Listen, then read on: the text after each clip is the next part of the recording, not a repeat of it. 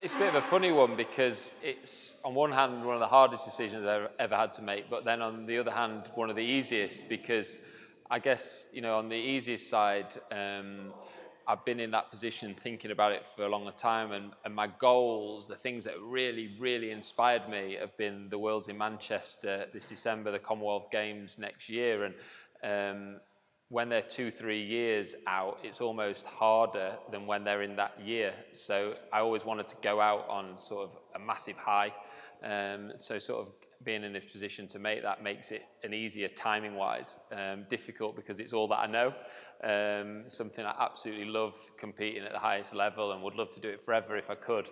But I know that's not realistic, and I know that at some point it has to come to an end. So why not try and do it and go out on a high? And I really wanted to announce it rather than sort of knowing, or a select few people knowing, but it being sort of a secret and having interviews and sort of not being totally honest about it. I just wanted to get it out there and actually then be able to fully enjoy and appreciate sort of my last season on the tour. And of course I'll still be around squash, so you won't be getting rid of me that easily. But in terms of professionally on the tour wise, so much to look forward to this season. As I mentioned, Manchester, Gold Coast, one more British Open.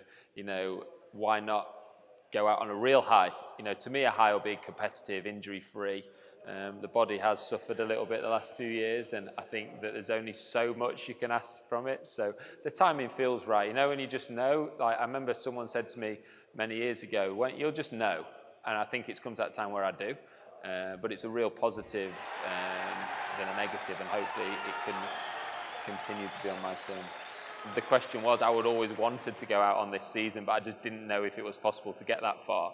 And I thought that I might go out on an injury or a bit of a damp squib of an event and not playing at my best. And I'm so happy that I've sort of come through the problems, touch wood, with my sort of knees and ankles, and relearned a way to play and train, and feel like then sort of once you've come through a few trials and tribulations like that, that then when you do feel healthy, you appreciate it a lot more. I just know that it's not indefinite, and that it teaches you to sort of, I guess, try and quit while you're ahead, as it were. Matthew's done it. 1-4 thrower.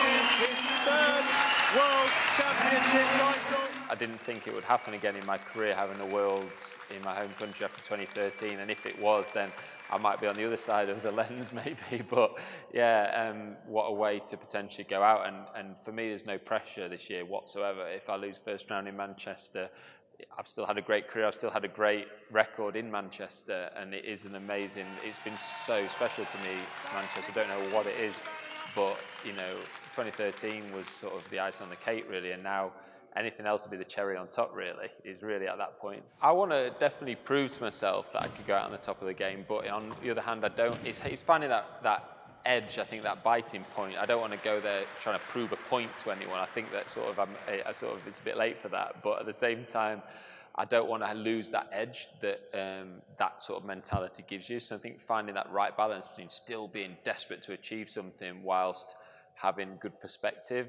and sort of, there's still a little bit to be wary about the Wolf this season, hopefully.